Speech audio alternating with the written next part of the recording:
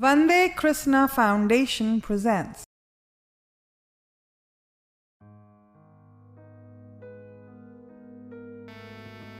शान्तं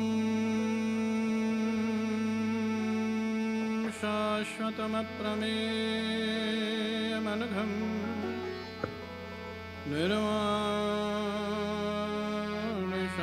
निर्वाणशान्तिप्रदम् ब्रह्मा शम्भुफणीन्द्रसेव्यमनिशम् वेदान्तवेद्यं विभुं रामाख्यं जगदीश्वरं सुरगुरुं मायामनुष्यं हरिं वन्देऽहं करुणाकरं रघुवरं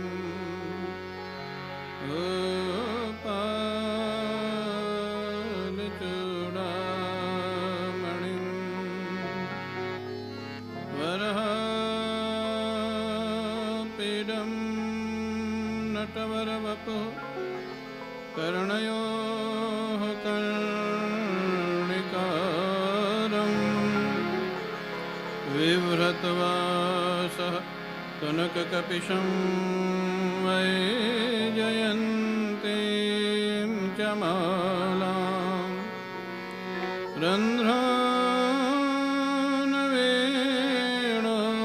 रन्ध्रानवेणोरधरसुधया पूरयन् गोपवृन्दैः वृन्दारण्यं स्वपदरमणम्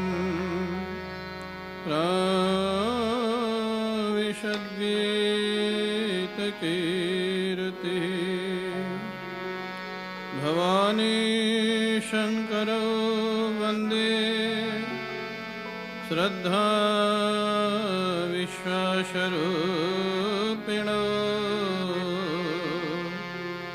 याभ्यां विना न पश्यन्ति सिद्धा स्वान्तस्थमीश्वरं मनोजवं मारुततुल्यवेगं जितेन्द्रियं बुद्धिमतां वरिष्ठं वातात्मजं वानरयूथमुख्यं श्रीरामदूतं शरणं प्रपद्ये।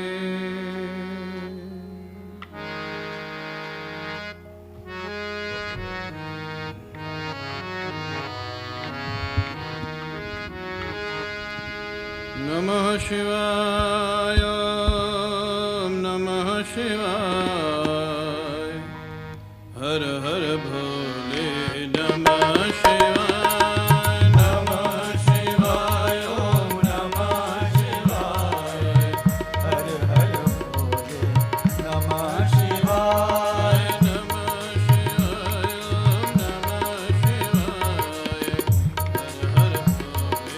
नमः शिवाय नमः शिवाय ओम नमः शिवाय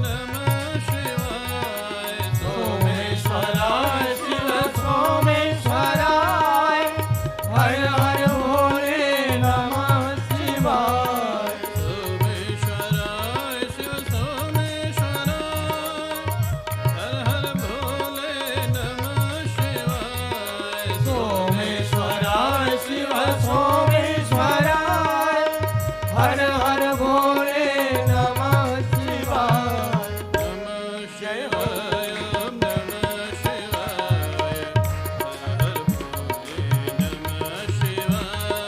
नमः शिवाय ओम नमः शिवाय हर हर भोले नमः शिवाय नमः शिवाय ओम नमः शिवाय हर हर भोले नमः शिवाय नमः शिवाय ओम नमः शिवाय हर हर भोले नमः शिवाय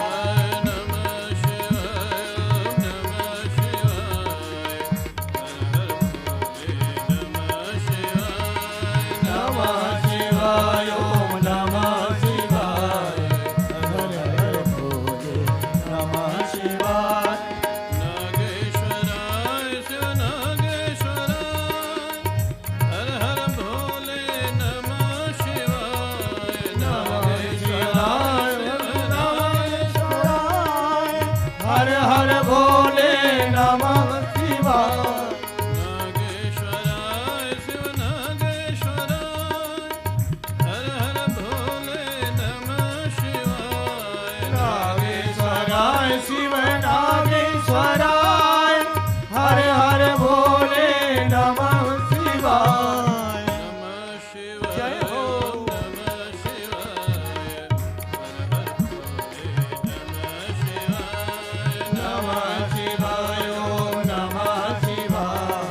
हर हर भोले नमः शिवाय नमः शिवाय ओम नमः शिवाय नमः हर हर भोले नमः शिवाय नमः शिवाय ओम नमः शिवाय हर हर भोले नमः शिवाय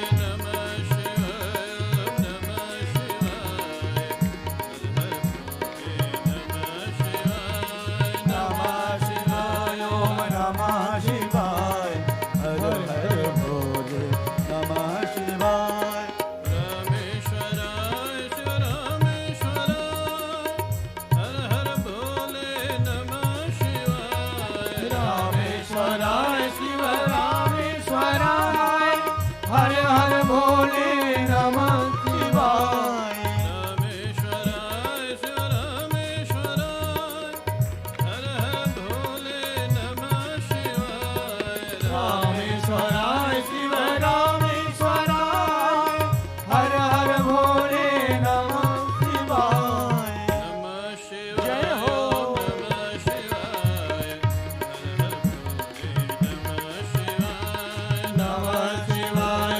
नमः शिवाय हर हर भोले नमः शिवाय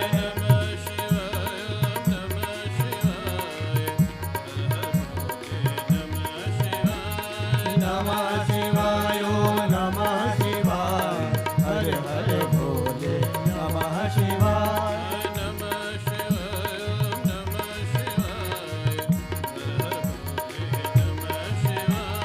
नमः शिवाय ओम नमः शिवाय नमः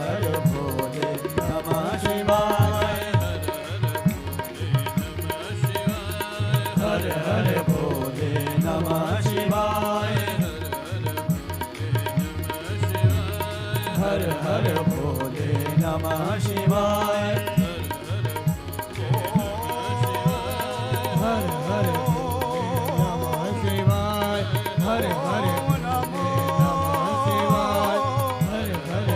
भोले नमः शिवाय हर हर भोले नमः शिवाय हर हर भोले नमः शिवाय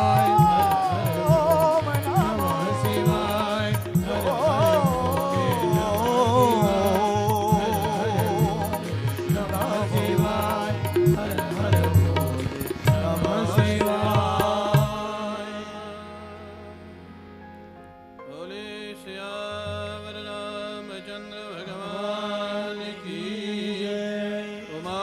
महादेव की जय, पवन सुत हनुमान की जय, नमः पार्वती पतये हर हर महादेव।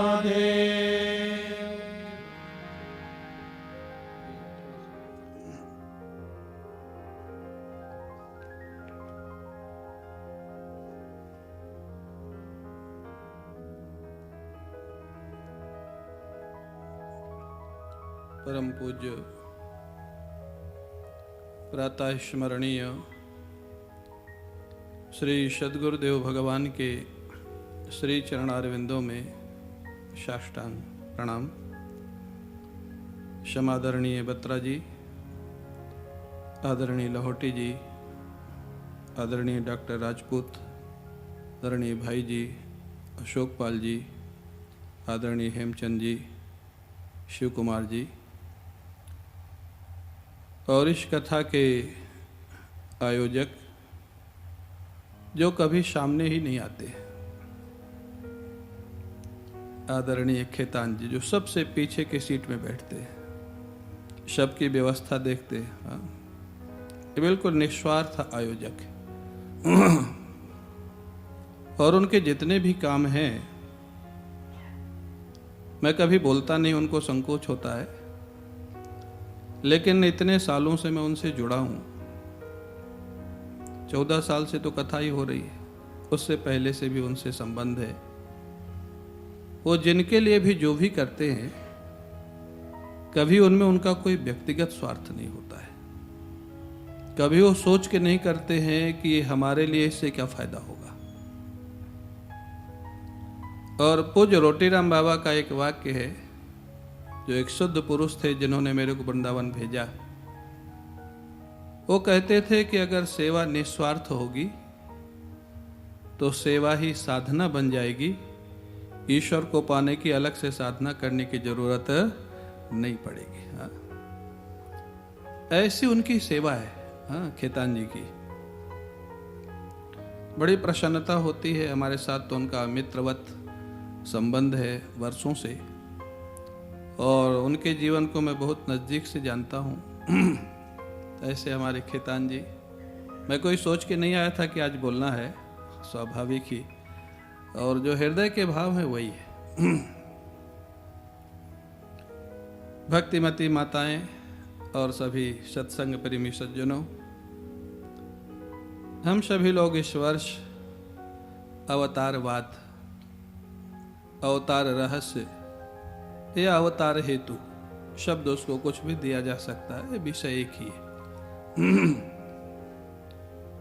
माँ पार्वती जी ने भगवान से पूछा था, निर्गुण निराकार परमात्मा सगुण साकार कैसे होता है, और वो होता है तो उसके कारण क्या होते हैं। कैसे होता है वो तो बता दिया, और उनके कौन कौन कारण होते हैं। भगवान शंकर ने कहा कि यद्यपि बहुत सारे कारण हैं जिनका मैं वर्णन भी नहीं कर सकता, और यही एक कारण होते हैं ऐसा भी नहीं कहा जा सकता, फिर भी जो कुछ संतों ने बताया और जो कुछ कारण मेरे को मालूम है, वो कारण मैं तुमको सुनाता हूँ। और भगवान शंकर जैसा कल मैंने कहा ना, जितने महापुरुष होते निर्भर होते हैं। निर्भर, उनके सिर पर कोई भार नहीं होता है। आप लोगों ने पढ़ा ही होगा, रामचरितमानस पढ़ते होंगे। तुलसीदास जी ने जो भक्ति की याचना की, भक्तिम प्रयच्छ रघुपुंगव निर्भराम में, निर्भरा भक्ति दीजिए। निर्भरा भक्ति माने जहां जीवन में कोई भार ही न रहे, समाप्त हो जाए। और वो भार समाप्त कब होगा? दो ही अवस्था में होगा। या तो ये संसार मिथ्यात्व की दृष्टि में आ जाए, जैसे स्वप्न से जागने के बाद स्वप्न का कोई भार जीवन में होता है क्या? अच्छाई बुराई का, शत्रु मित्र का, स्वप्न से जागने के बाद स्वप्न का कोई भार होता है जीवन में? तो या तो ब्रह्मनिष्ठा हो तो निर्भर हो जाएगा व्यक्ति, और या उस चीज का अनुभव कर लिया हो, सुनने पढ़ने से नहीं होगा, अनुभव कर लिया हो कि जेहि जस रघुपति करहि जब, सो तस तेहि क्षण होय। भगवान जिसको जब जैसा करना चाहते हैं वैसा हो जाता है। ये भगवान का एक विशाल रंग मंच है संसार, और इसमें कभी कभी ये देखा जाता है। हाँ, कभी आप लोगों ने देखते होंगे, हम भी देखते हैं, कभी कभी बड़े बड़े विद्वान व्यक्ति भी बड़ी नासमझी के काम करते हैं, बातें करते हैं। कभी कभी बड़े नासमझ व्यक्ति बड़ी बुद्धिमानी की बात करते हैं। हाँ, रोटी राम बाबा सुनाते थे, बोले एक बार वो पैदल ही चलते थे, वाहन में नहीं चलते थे पुराने महात्मा प्राय। तो एक बार कहीं जा रहे थे पैदल पैदल, तो एक हलवाहा हल चला रहा था और बैलों को जैसे वो स्वाभाविक गांव में गाली वाली देते हैं, तेरे पालने वाले को ऐसा, तेरे पालने वाले को ऐसा। बाबा सोचे कि मैंने सोचा कि ये गाली जो दे रहा है, ये गाली जा कहाँ रही है, क्योंकि इसका पालने वाला तो यही है, इसका मालिक यही है जो हल चला रहा है। बाबा बोले, फिर वो बोला तेरे पालने वाले को ऐसा, तेरे पालने वाले को ऐसा। बाबा बोले, मैंने खड़े होकर उससे पूछा कि तू गाली तो बैल को दे रहा है, लेकिन बैल के पालने वाले को गाली दे रहा है, तो गाली कहाँ जा रही, किसके ऊपर जा रही? वो बोलता है समझने वाले के ऊपर बोले जो समझ रहा है। बाबा बोले समझ तो मैं ही रहा था, वो तो समझ ही नहीं रहा था। तो कभी कभी आप देखो एक हलवाहा, एक हलवाहा ऐसा जवाब दिया, बाबा बोले मैं तो आश्चर्यचकित रह गया। तो वो तो स्वाभाविक ही उसका स्वभाव था, वो दिए जा रहा था। जब उससे प्रश्न पूछा गया तो ऐसा जवाब दिया कि बाबा ही चुप हो गए। तो ये क्या है? निर्भर व्यक्ति तभी होता है जब दो अवस्था हो जाए, या तो ब्रह्मनिष्ठा हो जाए, ये संसार वास्तव में स्वप्नवत। स्वप्नवत माने परिवर्तनशील, अनित्य, अशाश्वत। और ये है, ये नहीं है ऐसा नहीं है। हम लोग रोज इसका अनुभव करते। देखो देखते देखते बचपना चला गया, देखते देखते युवा अवस्था चली गई, देखते देखते बुढ़ापा भी चला जाएगा ना। शरीर उस पर नहीं जल्दी बोलते लोग। शरीर परिवर्तन हो जाएगा। हम लोगों को याद है, घर छोड़ा था तब 15 साल का था और स्कूल में पढ़ाई किया, फिर संस्कृत पढ़ाई किया। अब देखो चश्मा भी आ गया, बाल भी धीरे धीरे सफ़ेद हो गए, कम भी हो रहे हैं। अब यहाँ एक छोटा बच्चा बैठा था, वो अपनी मम्मी से कह रहा था, गुरुजी के बाल कहाँ चले गए? मैंने कहा अभी तो बनवाया है भाई, सेविंग कराया, अभी हैं बाल, अभी सारे गए नहीं। तो ये परिवर्तनशील, अनित्य है, अशाश्वत है, ये निरंतर बदल रहा है। ये हम सब लोग अनुभव कर रहे हैं। भौतिक दृष्टि से बदल रहा है, प्राकृतिक दृष्टि से बदल रहा है, मानसिक दृष्टि से भी बदल रहा है।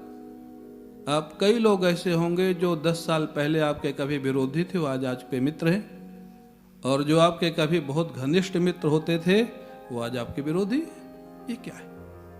तो जो परिवर्तनशील है वो कभी रहने वाला होता ही नहीं है। अनुभव तो हम रोज कर रहे हैं। ये परिवर्तनशील है, मन परिवर्तनशील है, शरीर से परिवर्तनशील है, समाज परिवर्तनशील है, माने ये हमेशा रहने वाला नहीं है, अनित्य है। जैसे जागने के बाद स्वप्न का भार नहीं रहता है, ऐसे आत्मज्ञान के बाद, अविद्या निवृत्ति के बाद संसार का भार नहीं रहता है। यह तो ब्रह्मनिष्ठ महापुरुष हो, और या फिर पूर्ण भक्ति निष्ठ, जिसने अनुभव कर लिया हो कि ईश्वर संचालित सारा संसार है। ईश्वर कभी दुष्ट को सज्जन बना देते हैं, सज्जन को दुष्ट बना देते हैं, ज्ञानी को अज्ञानी बना देते हैं, अज्ञानी को ज्ञानी बना देते हैं। और ये महापुरुष अनुभव करते हैं इस बात का। इसलिए महापुरुष कभी स्वाभिमान नहीं करते, किसी नासमझ व्यक्ति का अपमान नहीं करते। वो जानते ईश्वर का रंग मंच है, उसकी लीला चल रही है, कब किसको कौन सा रोल दे दिया जाए ये तो ईश्वर को पता है। तो दो स्थिति में व्यक्ति निर्भर होता है, और जो व्यक्ति निर्भर होता है उसके पहचान क्या है?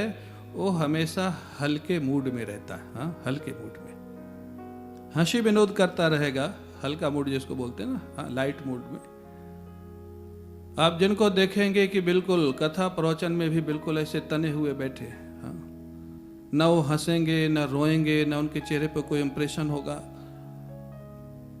एक बार बहुत बड़े उद्योगपति घराने मैंने भागवत सप्ताह किया, वो उनके पेरेंट्स के लिए, उनकी डेथ हो गई थी पेरेंट्स की, और वो परिचित थे मेरे से, तो बोले कराएंगे तो आपसे ही। उनके एक शर्त थी कि हमारे घर के और मित्र वर्ग ही आएगा, आपके बाकी भक्तों को अनुमति नहीं होगी आने की। मैंने कहा ठीक है, आपकी इच्छा। घर में कराया, लॉन में पंडाल लगाया, वहां तक तो ठीक था। लेकिन जब कथा प्रवचन शुरू हुआ तो सब ऐसे बैठे, मैं जिधर भी देखूं कोई इम्प्रेशन ही नहीं किसी के चेहरे पर। तो मेरे को विवश होकर 1-1.5 घंटे बाद बोलना ही पड़ा कि भाई आप भागवत सप्ताह में बैठे या शोक सभा में बैठे, मेरे को समझ नहीं आ रहा है।